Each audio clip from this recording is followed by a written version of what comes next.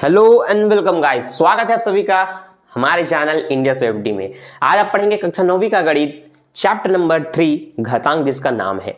इसका हमने एक वीडियो बनाया है जिसमें हमने प्रश्नावली 3.1 को बहुत अच्छे से समझाया है, जितने भी सूत्र होते हैं उसको भी बारीकी से बताया है, तब जाकर के इसके सारे प्रश्न बहुत आसानी से बनते हैं।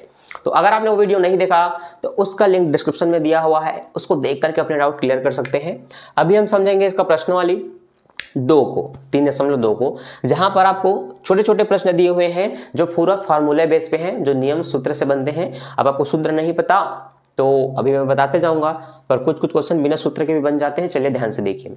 सबसे पहले लिखा है पहला क्वेश्चन, निम्न में से प्रत्येक का मान ज्ञात कीजिए। 16 की घात 1/2। हमने लिखा 16 को 4 की घात 2, पूरे की घात 1/2। अब हमने 16 को 4 की घात 2 क्यों लिखा? क्योंकि हमें किसी भी बड़े नंबर्स को उसको वर्ग में बदलना है। सपोज अगर मैंने सिर्फ 4 लिखा होता तो मैं इसको 2 की घात 2 में बदल सकता हूं। अगर मैंने 16 लिखा तो मैं इसको 4 की घात 2 में बदल सकता हूं। पर क्यों, कैसे?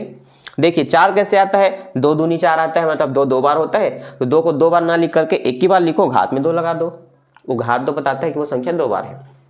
16 कैसे आता है? 4 चौक 16 आता है। 4 2 बार है ना, तो 4 एक बार लिख के घात 2 लिख दो। इसका मतलब क्या है? 4 2 बार है। सेम यही काम हमने किया। तो आपको जो भी नंबर दिखे उनको घातों में बदलो, ठीक। तो 16 हो गया 4 की घात 2।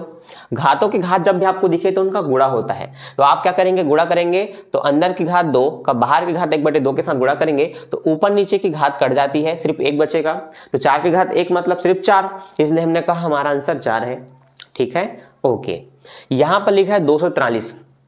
243 का आप लघुत्तम निकाल के देख सकते हैं। उसमें गुणनखंड आपको कितना मिलेगा? तो उसमें आपको गुणनखंड मिलेगा 3 5 बार। वैसे गुणा करके आप देख सकते हैं 3 3 9 9 3 27 27 81 81 243, इसलिए आपने इसको लिखा 3 की घात 5। लेकिन हर चीज का आप गुणा नहीं कर सकते, तो आप लघुत्तम निकालेंगे। लघुत्तम निकालने के बाद जो भी आपके गुणनखंड होंगे उनके जोड़े बना करके घात लिख दीजिएगा। मान लेते हैं 3 5 बार आया तो आपको क्या लिखना है? इस 243 की जगह 3 की घात 5 लिखना है। फिर घातों की घात का गुणा होगा, जिससे ऊपर की घात नीचे की घात कट गई, सिर्फ 3 की घात 1 बचा, मतलब 3 ही आपका आंसर है। सेम काम करना है 15,625 को आपको लघुत्तम निकालना है, जिसमें 5 आएगा 6 बार। तो आप इसकी जगह लिखेंगे 5 की घात 6, घातों की घात का गुणा होगा तो 6 से 6 कट जाएगा, सिर्फ 5 बचा, ये आपका आंसर। ठीक, उसी तरह से और भी जितने प्रश्न आपको मिलेंगे आपको इसी तरह से बनाना है। अब देखते हैं हमारा प्रश्न नंबर दूसरा, जिसमें सरल कीजिए कहा गया है। अब देखिए यहां पर आपको नियम याद रखना है, जब भी आधार समान हो और गुणा हो रहा हो तो घातें जुड़ती हैं। सूत्र था a की घात m गुणित a की घात n बराबर a की घात m प्लस n, मतलब घातें जो भी हो जुड़ेगा अगर आधार समान है तो दोनों में 23 दिखा तो हमने एक बार 23 लिखा। पहले वाले 23 की घात थी 1/2 प्लस दूसरे वाले की घात थी 3/2। चूंकि गुणा हो रहा है तो घातें जुड़ेंगी, आधार समान है, इसलिए हमने दोनों को एक साथ लिखा और प्लस का चिन्ह लगाया। ठीक, अगर नहीं दिख रहा होगा तो हम वीडियो को जूम करेंगे ताकि आपको स्पष्ट दिखाई दे। अब जब भी जोड़ते हैं बट्टे वाली संख्या को तो आपको ध्यान रखना है आधार समान होने चाहिए। तो दोनों में 2 है, हर समान होना चाहिए ना, तो हमने 2 को एक बार लिखा। जब भी हर समान हो एक बार लिखो। अब क्या जुड़ेगा? ऊपर के 3 के साथ 1, तो 3 में जुड़ेंगे 4 होगा। अब ये खुद कट जाएगा, 2 एकम 2, 2 दूनी 4, मतलब 23 की घात 2, ये आपका आंसर है। या तो आप इसको 2 बार गुणा कर सकते हैं तो 529 आपका आंसर है। ठीक है, दोनों ही आपका आंसर है। आप चाहे तो गुणा कर सकते हैं तो फिर वैसे छोड़ सकते हैं। Clear, okay. अगला 11 की घात 4/3 गुणित 11 की घात 5/3। दोनों में 11 दिखा, आप 11 एक बार लिखेंगे। दोनों के हर समान है 3 है तो आप एक बार 3 लिखेंगे। 4 और 5 जुड़ जाएंगे तो 4 5 जुड़ करके 9 होगा, जो कि कट जाएगा 3 एकम 3, 3 3 9। 11 की घात 3 बचा, जिसको आप ऐसे लिख सकते हैं, यही आपका आंसर है। ये फिर गुणा करेंगे तो 11 11 121, 121 का 11 से गुणा करेंगे तो 1331। Clear, okay. आगे बढ़ते हैं। अब जो हमारा अगला प्रश्न है वो है भाग में। यहां दोनों में गुणा हो रहा था पर यहां पर भाग हो रहा है। जब भी भाग होगा, आधार समान हो और भाग हो रहा हो तो घातें घट जाएंगी, घातें घट जाएंगी। इसलिए हमने दोनों में देखा 21 है तो हमने 21 को एक बार लिखा, साथ में 1 घटेगा, हर समान है दोनों के में तो हमने 3 को एक बार लिखा, साथ में 1 घटाएंगे 6 बचेगा, जो कि कटेगा 3 एकम 3, 3 दूनी 6, 21 की घात 2, यही आपका आंसर है। जिसको गुणा करेंगे तो 21 21 का होता है 441, इसलिए आप लिख सकते हैं 441। ठीक, अब ये मैं सब क्यों बता रहा हूं? क्योंकि आपको 100 तक वर्गमूल याद होना चाहिए। हम जो भी बच्चे हमारे पास पढ़ने आते हैं, 5वीं के हो चाहे 8वीं को हो, हम उनके कॉपी में पीछे पन्ने में 1 से 100 तक वर्गमूल निकलवाते हैं, 1 से 25 या 30 तक घनमूल निकलवाते हैं, ताकि ऐसे प्रश्न बच्चों को आसानी से बन जाए। जिस तरह से आप पहाड़ा याद रखते हैं ना, उसी तरह से आपको घनमूल वर्गमूल भी याद रखना है, कम से कम 25-30 तक तो याद रखना ही है। ओके, चलिए आगे बढ़ते हैं। अब अगला प्रश्न भी भाग में है, दोनों में 15 है, हमने 15 एक बार लिखा, दोनों का हर समान है, दोनों में 2 है इसलिए हमने 2 भी एक बार लिखा। 3 में ये 5 घटेगा तो 3 में 5 घटेगा, 2 बचेगा, परंतु आपको ध्यान देना है कि जो बचेगा 2 वो बड़ी संख्या के सामने माइनस है, 5 के सामने, तो आंसर में भी क्या रहेगा, माइनस रहेगा। ठीक है, अब आपको ध्यान देना है, ऊपर के 2 से नीचे का 2 कट जाएगा तो क्या बचेगा, इसकी घात -1 बचेगा, और जिसकी भी घात -1 बचे उसको आपको प्लस में लिखना है। तो आप कैसे लिखेंगे, तो देखिए ये नियम है कि a की घात अगर -m है तो इसके नीचे कुछ नहीं तो 1 है, इसे 1 को ऊपर लाओ और इन संख्याओं को नीचे में लाओ, तो जो -m था वो +m हो गया। सेम 15 की घात -1 है, लेकिन इस 15 के नीचे 1 है, इस 1 को ऊपर लिखो, 15 को नीचे लिखो, बस यही आपका आंसर है, 1/15। क्लियर, ये मैंने फार्मूला लिख दिया। ओके, अगला समझते हैं, जो कि लिखा है निम्न में से प्रत्येक का मान ज्ञात करें। ठीक, लिखा है ब्रैकेट के अंदर 625/81 की घात 4/3, पूरे ब्रैकेट के बाहर घात क्या है 4/3, भागित है फिर 625/81, पूरे ब्रैकेट बंद में घात है 2/3। भाग हो रहा है तो हम इन दोनों को एक बार लिखेंगे, इसके 4/3 से घटाएंगे इसके 2/3 को, हर समान है तो हमने एक बार 3 लिखा, 4 में 2 जाएगा, 2 बचेगा, यही आपका आंसर। इसमें आप कुछ नहीं करेंगे, क्यों, क्योंकि अब इसमें गुणा वगैरह नहीं करना है और इसके वर्गमूल बनाकर इसके घाटे भी नहीं कटेंगे, इसलिए छोड़ देंगे। ठीक, दोनों फिर से भाग हो रहे हैं, 2/13 हमने एक बार लिखा, इसके 4/3 से इसका 5/3 घटेगा, दोनों में 3 था हमने एक बार 3 लिखा, 5 में 4 जाएगा, -1 बचेगा। बट्टे में घात हो और बट्टे में संख्या भी हो और घात माइनस में हो, तब आपको इनको पलटना है, मतलब जो 13 है उसको ऊपर लाएंगे, 2 को नीचे लिखेंगे, तो जो माइनस घात था वो प्लस घात हो जाएगा। यहां पर सूत्र होता है a/b की घात -m को प्लस में करना है, तो आपको b/a लिखना है, तो जो -m है वो +m हो जाएगा, ये नियम है। बस इसलिए हमने ऐसा लिखा। क्लियर, आगे बढ़ते हैं। अगला प्रश्न है हमारा 3 × 9 की घात 1/2 भागित 9 की घात 3/2।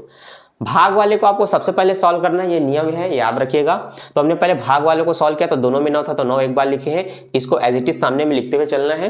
दोनों में 9 था, 9 एक बार लिखे, 1/2 के साथ घटाना है 3/2 को, दोनों का हर समान है तो 2 एक बार लिखे, 3 में 1 जाएगा तो -2 बचेगा, -2 से 2 कट गया, ऊपर नीचे के 2 से 2 कट गया, तो यहाँ -1 बचेगा। अब इसकी घात जब -1 बचेगा तो फिर से इसके नीचे 1 है, पलटेंगे तो 1/9, इसलिए हमने लिखा 1/9 गुणा 3 सामने में, तो 3 एकम 3, 3 × 9 कट गया, 3 बचा, ऊपर में 1 बचा, तो 1/3 हमारा आंसर है। स्टेप बाय स्टेप इसको देखकर आप खुद बनाइए, आसानी से आपका प्रश्न बन जाएगा। ठीक, अगला 27 की घात 2/3 भागित 27 की घात 1/3 गुणित 27 की घात 4/3। अब इस प्रश्न में क्या है, 27 3 बार है पर भाग वाला पहले है, तो भाग वाले को ही सॉल्व करना है, तो इन दोनों 27 में से एक 27 को लिखना है ना, मतलब दोनों को मिला करके एक बार लिखना है।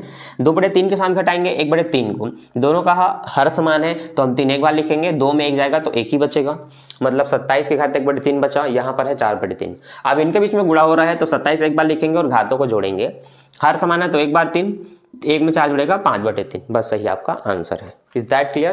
क्लियर। हाँ, इसको थोड़ा और सॉल्व कर सकते हैं। देखिए 27 कैसे आता है, 3 × 9, 9 × 27 आता है, तो आप इसको इस तरह से भी लिख सकते हैं, 3 की घात 3, उसकी घात 5/3। अब घातों के घात का गुणा होगा तो 3 से 3 कट जाएगा, 3 की घात 5 बचा। अब इसको आप गुणा करके कुछ ला सकते हैं, फिर आपका आंसर कंप्लीट हो जाएगा। ठीक, तो ये भी आंसर था, आप गुणा करके लाएंगे तो फिर जो आएगा वो भी आपका आंसर है 729। 3 × 9, 9 × 27, 27 × 81, 81 × 243, 243 आएगा। ठीक, 6 बार में आता 729। ठीक है, तो इस तरह से हमने प्रश्न पहला, दूसरा, तीसरा अच्छे से सॉल्व कर लिया। प्रश्न चौथा मैं एक आपको बताऊंगा, बाकी आपको खुद बनाना है, ये आपका होमवर्क रहेगा।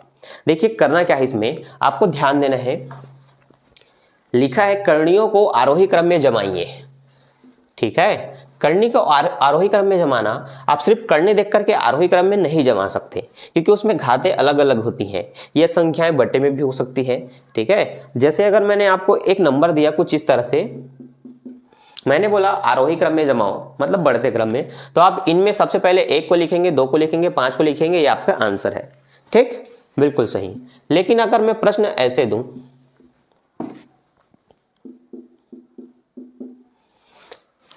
5/4, 1/2, 2/3।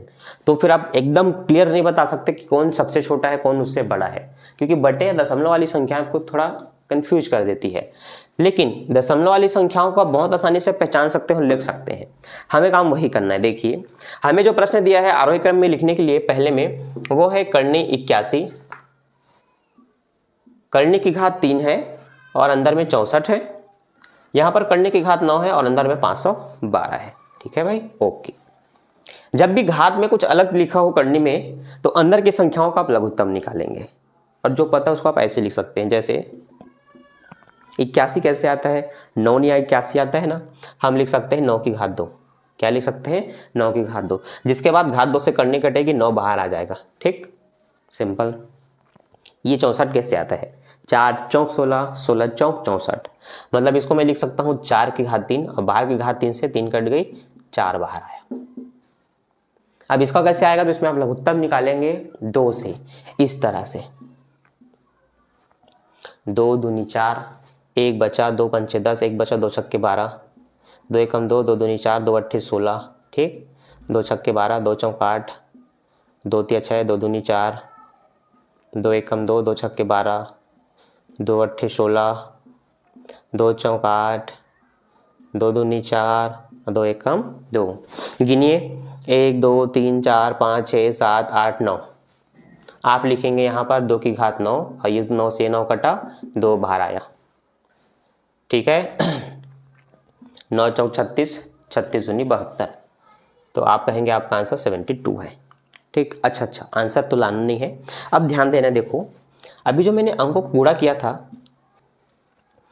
अंकों को जो मैंने गुणा किया था, मतलब करनी काट के मैंने जो अंक बाहर निकाला, उसको आप देख करके बता सकते हैं कि कौन सा मान बड़ा कौन सा मान छोटा। देखिए इसका जो मान आया वो 2 है, बीच वाले का मान आया वो 4 है, पहले वाले का मान आया वो 9 है। इतना क्लियर है। सबसे बड़ा कौन है इसमें, 81 वाला है। उसके बाद कौन है, 4 वाला है। उसके बाद कौन है सबसे छोटा, 2 वाला है। प्रश्न कहा था आरोही क्रम में जमाइए। अब आरोही क्रम में जमाना हुआ काफी सरल। ठीक, आपको स्पष्ट दिख रहा है कि सबसे छोटा मान इसका निकला, तो आप 9 करनी 512 को पहले लिखेंगे। उससे बड़ा ये था, तो आप लिखेंगे 3 करनी 64, फिर आप लिखेंगे करनी 81। ये आपका आरोही क्रम में आंसर है। समझ आया? तो इस तरह से बनाना है और कमेंट करके बताना है। ठीक नीचे लिखा है कौन सी करनी है कौन सी करनी नहीं है। देखिए कोई भी संख्याएं जब करनी में दी जाती है तो आप उसका लघुत्तम निकालेंगे। इस तरह से हमने निकाला 2 चौक 8, 2 दूनी 4, 2 एकम 2। इसमें आया 2 3 बार।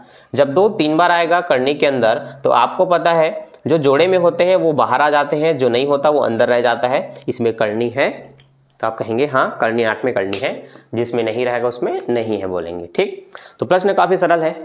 वीडियो कैसा लगा कमेंट करके जरूर बताएं। अगर आपके कुछ डाउट होते हैं तो डिस्क्रिप्शन में लिंक दिया है टेलीग्राम का, जहां पर ज्वाइन हो जाइए, और कमेंट बॉक्स में कमेंट करके बताइए कि आपको इस चैप्टर के किस प्रश्न में डाउट है या उदाहरण में डाउट है, हमें उसका वीडियो चाहिए। आपको टेलीग्राम में वो वीडियो मिल जाएगा। अगर आपके प्रश्न काफी ज्यादा रहे तो फिर आपके लिए एक सेपरेट वीडियो भी बन जाएगा। तो थैंक्स फॉर वॉचिंग, मिलते हैं नेक्स्ट वीडियो में। अभी के लिए बाय।